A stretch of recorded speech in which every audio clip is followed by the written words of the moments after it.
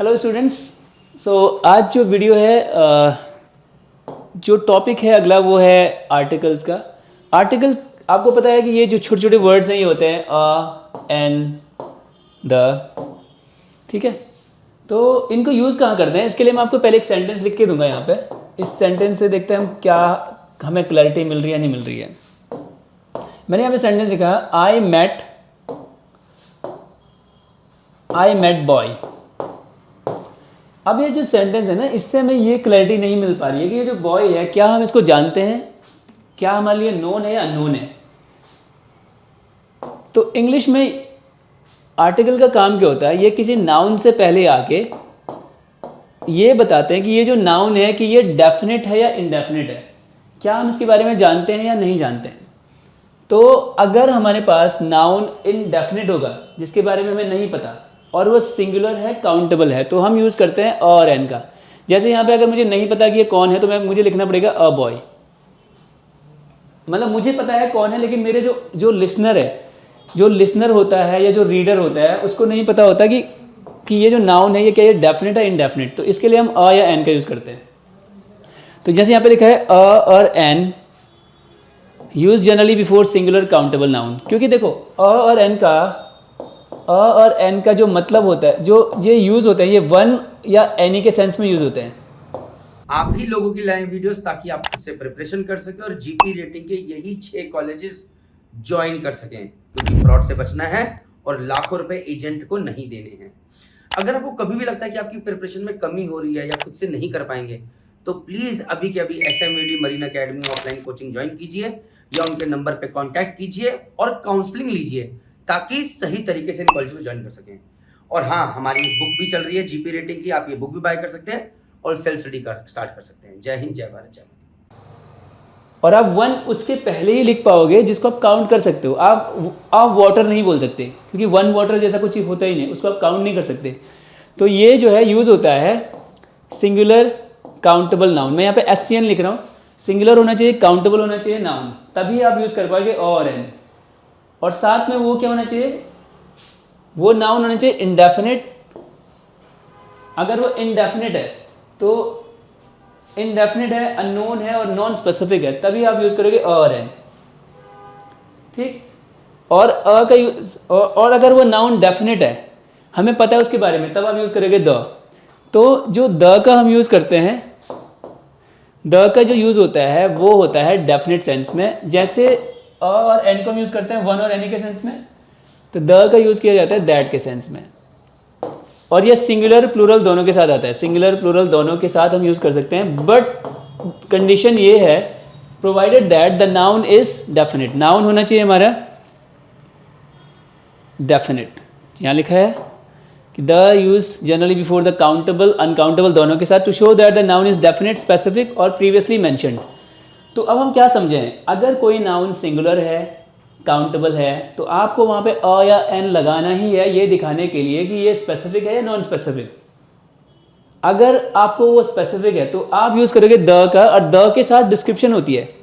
The मतलब जब आप द का यूज़ कर रहे हो तो ये द मतलब इसके बारे में हमें पहले से डिस्क्रिप्शन होनी चाहिए। तो यानी हमारे पास रेफरेंस होना चाहिए कि हम किसकी बात कर रहे हैं, और डिस्क्रिप्शन होना चाहिए। तो डिस्क्रिप्शन और रेफरेंस अगर दोनों हैं, डिस्क्रिप्शन मतलब उसका विवरण है, उसके बारे में वर्णन है, और रेफरेंस है, तभी आप द का यूज़ करोगे, ठीक। अब और एन कहाँ यूज़ करेंगे ये देख लेते हैं। अ कहाँ, एन कहाँ। तो अ का जो हम यूज़ करेंगे, अ का यूज़ करेंगे, अ के बाद आएगा कॉन्सोनेंट साउंड। मैं यहाँ पे साउंड की बात कर रहा हूँ, ये ध्यान रखना। मैं साउंड कैपिटल लेटर्स में लिख देता हूँ, ये देखो साउंड। साउंड की बात हो रही है, ना कि कॉन्सोनेंट्स और वाउल्स की। कॉन्सोनेंट क्या होते हैं, AEIOU को छोड़ के जो लेटर्स हैं 21, उनको हम इंग्लिश में कॉन्सोनेंट्स बोलते हैं। लेकिन यहाँ पे कॉन्सोनेंट साउंड की बात हो रही है, यानी कि उनका साउंड अगर स्वर से अलग है तब हम अ का यूज़ करेंगे। स्वर क्या होता है, अ से लेकर अह तक होता है हिंदी में, इंग्लिश में AEIOU। लेकिन हमें वाउल नहीं देखना है, वाउल साउंड देखना है। अगर वर्ड का साउंड जो उसका स्टार्टिंग साउंड है अगर वो वाउल है, तभी आप यूज़ करोगे एन वाउल साउंड, तो जो ये हमने बात समझी अभी उसको जरा प्रैक्टिकली देखते हैं।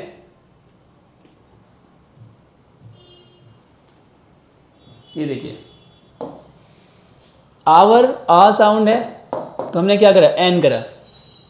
Honest an, honour an, MBA। अब आप बोलोगे म तो कॉन्सोनेंट होता है, एम मास्टर के पहले तो अ लगेगा, मास्टर म क्या है, कॉन्सोनेंट साउंड है। लेकिन जब हम MBA, जब हम एब्रीविएशन बोलेंगे, शॉर्ट फॉर्म्स में जब हम लिखते हैं ना, जिसको हम एब्रीविएशंस बोलते हैं, तो एब्रीविएशन में क्या करेंगे, एम को ऐसे पढ़ा जाएगा, एम ऐसे पढ़ रहे हैं, तो ये अ साउंड है, ई साउंड हो गया, तो क्या करोगे, एन, तो आप बोलोगे एन MBA, ये ऐसे है, यहाँ पे NMB है, ठीक है ये। लेकिन अगर आप बोलोगे मास्टर तो अ मास्टर ही बोलना पड़ेगा, अ मास्टर, तो ऐसे हो जाएगा NMLA, ABA, ठीक। ये लिखा है एयर लिखा है ना, तो यहाँ पे एयर का मतलब होता है उत्तराधिकारी, सक्सेसर होता है, ठीक। इसी तरीके से यहाँ पे लिखा है यूनिवर्सिटी, य साउंड है तो अ बोल लिया हमने। यूरोपियन है तो य साउंड हो गया तो अ हो गया। वन, व साउंड, व, डब्ल्यू साउंड है तो अ आएगा। ये यूज़र है, य साउंड, फिर से अ। यू, हमने नाउन में पढ़ा था इसको, यू पढ़ते हैं, इट इज़ यू, तो वाई क्या हो गया, कॉन्सोनेंट हो गया, अ यू। यूनिकॉर्न ऐसे ही है, ईयर, यी।